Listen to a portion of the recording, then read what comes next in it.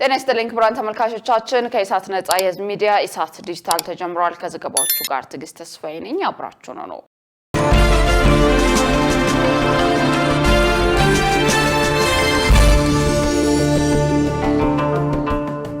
ቀዳሚ ወዳደረግነው መረጃ አልፋለሁ። በኬሚካል ምክንያት የሚያጋጥም የጤና መታወክን መርምሮ በማወቅ በኩል ክፍተት እንዳለ ተገለጸ። እንደ ሀገር ይህንን የሚመረምር መሳሪያ እጥረትና በባለሙያዎች ዘንድ የግንዛቤ ችግር እንዳለ የጤና ሚኒስቴር ገልጿል። መሳይ ገዛኸኝ ተጨማሪ አላት።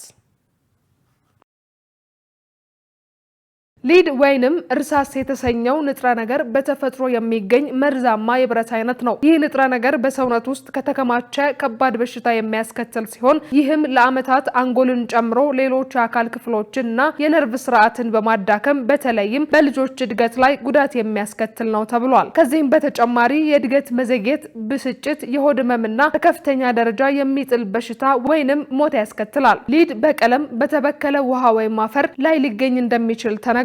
የጤና ሚኒስቴር ሊድ የሚያስከትለውን የጤና እክል መነሻ በማድረግ ያለውን የስርጭት መጠን በማወቅ ለመከላከል የሚያስችል ጥናት አካሂዷል። በሚኒስቴሩ ከፍተኛ የአካባቢ ደህንነት ባለሙያ የሆኑት አሸርፈዲን ዩያ በአሁኑ ወቅት ሊድ በጤና ላይ የሚያመጣው ጉዳት በከፍተኛ መጠን እየጨመረ እንደሆነና የስርጭት መጠኑ ምን እንደሚመስል ለኢሳት ገልጸዋል። ጥናቶቹ ዋናው ነገር በደንብ የታወቀው እውነት ለመናገር ስርጭቱ ነው። አብዛኛው የሊድ ምንጭ ባትሪ ነው። የመኪና ባትሪ ዋናው ምንጭ እሱ ነው። የሰልፈሪክ አሲድ የምንለው ምግባችን በተለያየ መልክ ቤት ውስጥ የምንጠቀማቸው ባትሪዎች፣ የሞባይል ባትሪዎችም ከሊድ ነፃ አይደሉም። ነፃ መሆናቸውን በደንብ አላወቅንም። አሁን የሚመጡ የሶላር እንትኖች ባትሪ አላቸው፣ ሊድ አላቸው። የቴሌኮሙኒኬሽን ትልልቅ ተርሚናሎች እዛ ውስጥም በደንብ አለ። ቤታችን የምግብ እቃዎች፣ የፉል እቃዎቹ ትንሾቹ ከሊድ የተሰሩ ናቸው። ጥናት ተሰርቋል። ሳምፕል ተወስዶ እነዚህ የድር ድስቶች፣ አጠቃላይ እቃዎቻችን ስቴንለስ ስቲል ደረጃውን የጠበቀ መሆናቸውን ካላወቅ በደንብ መጠራጠር አለብን። ጋራጅ አንዱ ነው። ብረት የሚያቀልጡ የሚበይዱ የመኪና ቀለም ብዙ ተገኝቶባቸዋል። ሊድ በየቦታው ነው ያለው። ከቆሻሻ ጋር በተለይ ቆሻሻ ከየትም በተለይ ከፋብሪካ ላቦራቶሪዎች፣ በተለያየ ቦታ የሚጣሉ ቆሻሻዎች ሊድ የያዙ ናቸው በብዛት። ኢትዮጵያ በኬሚካል ምክንያት የሚከሰት የጤና እክልን መርምሮ ምላሽ ከመስጠት አኳያ ያላት አቅም በምን ደረጃ ላይ ነው ስንል ላቀረብነው ጥያቄ ደግሞ ባለሙያው የሚከተለውን ብለዋል። እንግዲህ አቅሙ አሁን ለምሳሌ ወደ 1-2 ቦታ ላቦራቶሪዎች አሉ። የህብረተሰብ ጤና ኢንስቲትዩት ሆስፒታሎችም አሉ። የተወሰኑ ጥቂት ናቸው፣ በቂ አይደሉም። ሐኪሞችን ላይ ጥናት አድርገን ነበር፣ ሰብስበን ጠይቀናቸው በጣም ጥቂቶቹ ናቸው እናውቃለን ያሉት። ምርመራውን ስታውቃላችሁ አናውቅም። ይሄ ሰው በሊድ ነው፣ በሜርኩሪ ነው፣ በሌላ መጥፎ ኬሚካል ነው የተበከለው የሚለውን ያለማወቅ በደንብ የመረዳት ምርመራውም መሳሪያ ይፈልጋል፣ ሪኤጀንት ይፈልጋል። ስለዚህ እሱ የአቅም ክፍተት የግንዛቤም ክፍተት አለ። በዚህ ዙሪያ አሁን ገና ነው። በደንብ ግንዛቤ አጠናክረን ላቦራቶሪውንም እንደዛ አጠናክረን ማህበረሰቡ ምን ማድረግ አለበት፣ ሕክምና ተቋሙ ምን ማድረግ አለበት፣ ተቆጣጣሪ አካሉ ምን ማድረግ አለበት የሚለው ቀጣይ ልንሰራ ነው። እንግዲህ በደንብ እየተዘጋጀን ያለ ነው። እስካሁን ግን ባለው የተወሰነ ሳምፕል ነው የተወሰደው፣ በሙሉ የሀገር አቀፍ አይደለም። በቀጣይ አጠቃላይ ማህበረሰቡን ሊወክል የሚችል የሊድ መጠን መለኪያ ያስፈልገናል። ሊድ በጤና ላይ ሊያስከትል የሚችለው ጉዳት ከፍተኛ ነው የሚሉት አቶ ሸርፈዲን የተጽዕኖውን መጠን እንደሚከተለው አብራርተዋል። አንደኛ ያው የደም ካንሰር ያመጣል። ሳምባ ላይ የአየር ፊልትሬሽኑን ያዛባዋል። ይህም ሄዶ ወደ ሌላ የካንሰር የማይድን ወደ በሽታ ይወስደናል። ልባችንም እንደዛ በተመሳሳይ በአንድ ነገር ስትመጣ የደም ማጣራቱ ሂደት ይዛባል። ነርቭ ሲስተም ዳሜጅ ያደርጋል። አጠቃላይ የብሬን አይምሮ ላይ ምንድነው ህፃናት በተለይ በጣም አዳጊ ሰውነት ስላላቸው አይምሮአቸው ምን ያደርጋል? ማደግ የነበረበት የአይምሮ ክፍል በአግባቡ አያድግም። ስለዚህ ምን ያከስታል? ልጁ አንዳንዱ ይሄ የአካል መጉደል ራሱ ያመጣል። መራቢያ አካላችን ላይ ጉዳት ያመጣል። ስለዚህ ሊድ የማይጎዳው የሰውነት ክፍል አለ ተብሎ አይታሰብ። በተለይ የውስጥ ኦርጋኖቻችንን ቋሚ ጉዳት ሊሄድ ይችላል የሚል ብዙ ጥናቶች አሉ ኢትዮጵያ ላይ እና በተለይ ኩላሊታችንም ላይ በጣም ከባድ ኢምፓክት ነው ያለው። እንደውም አሁን በደንብ ብናጠናው በዚህ ዘመናውን ኩላሊት ተብሎ እንደዚህ የበዛው ምናልባት ይሄን በአንድ ነገር አብዝተን ሊሆን ይችላል የሚል ግምት አለኝ።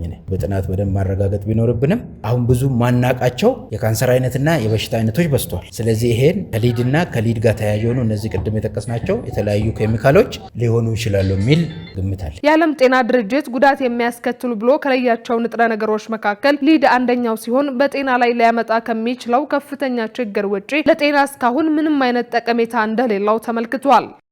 በኢትዮጵያ ከ115,000 በላይ ኤሌክትሪክ ተሽከርካሪዎች እየተንቀሳቀሱ መሆኑ ተገለጸ። በኢትዮጵያ በአሁኑ ወቅት ከሁለት እግር እስከ ሲቲ ባስ ድረስ ያሉ ከ115,000 በላይ የኤሌክትሪክ ተሽከርካሪዎች እየተንቀሳቀሱ መሆኑን የትራንስፖርትና ሎጂስቲክ ሚኒስትር ዴኤታ በረሆ ሐሰን ለጋዜጣ ፕላስ ገልጸዋል። በአዲስ አበባ የግል ኦፕሬተሮች ወደ ዘርፉ እንዲገቡ በማድረግ በአንድ ጊዜ 90 ሰው መጫን የሚችሉ ከ110 በላይ የኤሌክትሪክ የህዝብ ማመላለሻ ተሽከርካሪዎች አገልግሎት መስጠት ጀምረዋል። እነዚህን ተሽከርካሪዎች በቀጣይ 10 ዓመታት ውስጥ ወደ 500,000 ለማድረስ መታቀዱን ገልጸው ከአዲስ አበባ ውጪም በተወሰኑ የክልል ከተሞች አገልግሎት መጀመሩን ተናግረዋል። መንግስት ዜጎች ተሽከርካሪዎችን በቀላሉ ገዝተው እንዲጠቀሙና የትራንስፖርት ዋጋ አቅማቸውን እንዳይፈታተን ለማድረግ ጠንካራ ስራ እያከናወነ ይገኛል ብለዋል። ኢትዮጵያ ብክለት ቀናሽ እንቅስቃሴን ወይንም ግሪን ሞቢሊቲን ለማበረታታት በምትሰራው ስራ የአየር ብክለትና ለነዳጅ ግዢ የሚወጣውን ወጪ መቀነስ መቻሉን አስታውቀዋል። ታዳሽ ኃይል የሚጠቀም የትራንስፖርትና ሎጂስቲክ ዘርፍ ለመፍጠር መንግስት የፖሊሲና ስትራቴጂ ማሻሻያ ማድረጉን ሚኒስትር ዴኤታው ጠቁመዋል። በተጨማሪም በኤሌክትሪክ ተሽከርካሪዎች ማምረትና መገጣጠም ላይ ለተሰማሩ አካላት የተለያዩ ማበረታቻዎች እየተደረጉ መሆኑን አመልክተዋል። በኮምፓክት ፕሮግራም የኤሌክትሪክ ሽፋንን 75 በመቶ ለማድረስ የተያዘው እቅድ ለዲጂታል ኢትዮጵያ 2030 ምቹ መደላደል ይፈጥራል ተባለ። በኮምፓክት ፕሮግራም ሀገራዊ የኤሌክትሪክ ሽፋን 75 በመቶ ለማድረስ የተያዘው እቅድ ለዲጂታል ኢትዮጵያ 2030 ምቹ መደላደል የሚፈጥር መሆኑን የኢትዮጵያ ኤሌክትሪክ አገልግሎት አስታውቋል። ከኢዚያ ጋር ቆይታ ያደረጉት የኢትዮጵያ ኤሌክትሪክ አገልግሎት ዋና ስራ አስፈጻሚ ኢንጂነር ጌቱ ገረመው እንደ ሀገር የሚፈለገው እድገት ለማረጋገጥ የኃይል አቅርቦት መሰረት ነው ብለዋል። እያንዳንዱ የዲጂታል አገልግሎት የቴሌኮሙኒኬሽን፣ የኢንተርኔት፣ የመንግስት ዲጂታል አገልግሎት፣ የባንክና የፈጠራ ስራዎችን ጨምሮ አብዛኞቹ ዘርፎች አስተማማኝ የኃይል አቅርቦት ላይ የተመሰረቱ መሆናቸውን ገልጸዋል። አሁን ላይ በኢትዮጵያ በከተማ ደረጃ 63 በመቶ በገጠር ደግሞ 45 በመቶ ዜጎች የኃይል ተደራሽ ሲሆኑ አጠቃላይ ሀገር አቀፍ ሽፋኑ 54 በመቶ ብቻ መሆኑን ኢንጂነሩ አስረድተዋል። ክቡራን ተመልካቾቻችን ከኢሳት ነጻ የህዝብ ሚዲያ ኢሳት ዲጂታል አሁንም እንደቀጠለ ነው። በቀጣይነት ወደ ውጭ ዘገባ አመራለሁ። በስዊዘርላንድ በአዲስ ዓመት ዋዜማ በተከሰተ የእሳት አደጋ ለተጎዱ ሰዎች የመታሰቢያ ስነ ስርዓት ተካሄደ። ባለስልጣናት በእሳት አደጋ 40 ያህል ሰዎች መሞታቸውንና ከ100 በላይ ሰዎች መጎዳታቸውን እንዲሁም ከነዚህም ውስጥ አብዛኞቹ በከባድ ሁኔታ ላይ መሆናቸውን አስታውቋል። ዮሐንስ ተስፋ ተጨማሪ ያለው።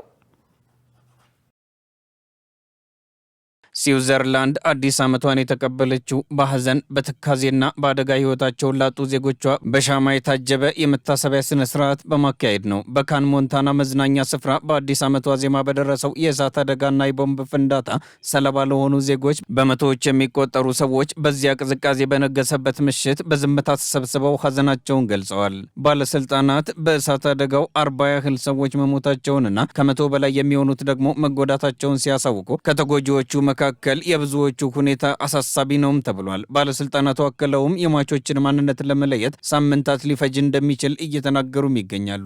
ይህ አደጋ በስዊዘርላንድ የቅርብ ጊዜ ታሪክ ውስጥ ከተከሰቱት እጅግ አስከፊ አደጋዎች አንዱ ነው። በአዲስ ዓመት ዋዜማ በተጨናነቀ መጠጥ ቤት ውስጥ የተነሳው እሳት የአካባቢውን ነዋሪዎችና ጎብኚዎች በድንጋጤ ውስጥ ጥሏቸዋል።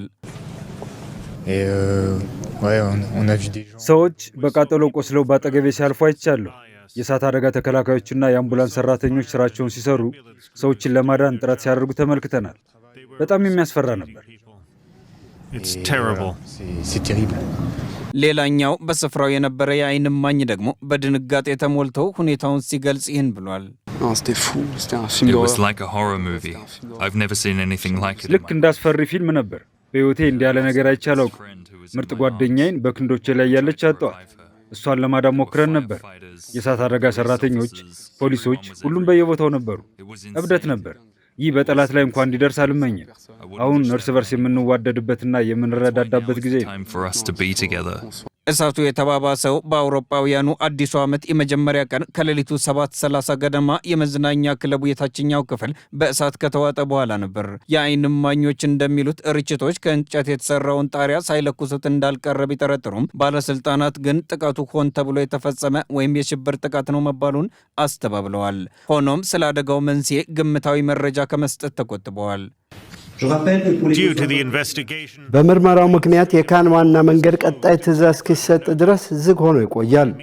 በአሁኑ ወቅት ዋነኛው ቅድሚያ የሚሰጠው ተግባር የሟቾችን ማንነት ለይቶ አስከሬናቸውን ለቤተሰቦቻቸው መመለስ ነው። አስክሬኖቹ በከፍተኛ ሁኔታ በመቃጠላቸው ማንነታቸውን ለመለየት የጥርስና የዲኤንኤ ምርመራ እየተደረገ ይገኛል። የጀርመኑ ሚዲያ ኤአርዲ ጋዜጠኛ ፓውላ ኬርስቲል እንደዘገበችው ከሆነ ብዙዎቹ ተጎጂዎች በጥሩ ሁኔታ ላይ አይደሉም። ከ80 በላይ የሚሆኑት ከባድ ጉዳት ደርሶባቸዋል። አሁንም በሆስፒታል ይገኛሉ። አንዳንዶቹም ከሞት ጋር እየታገሉ መሆኑ ታውቋል። መረጃውን ስናጠናቀር ዶይቼ ቬለና ኤአርዲን ዋቢያችን አድርገናል። ክቡራን ተመልካቾቻችን ከኢሳት ነጻ የህዝብ ሚዲያ ለኢሳት ዲጂታል የተዘጋጁ ዘገባዎች ይህንን ይመስሉ ነበር። ከዘገባዎቹ ጋር ትዕግስት ተስፋ አብሬያችሁ ቆየው። መልካም ጊዜ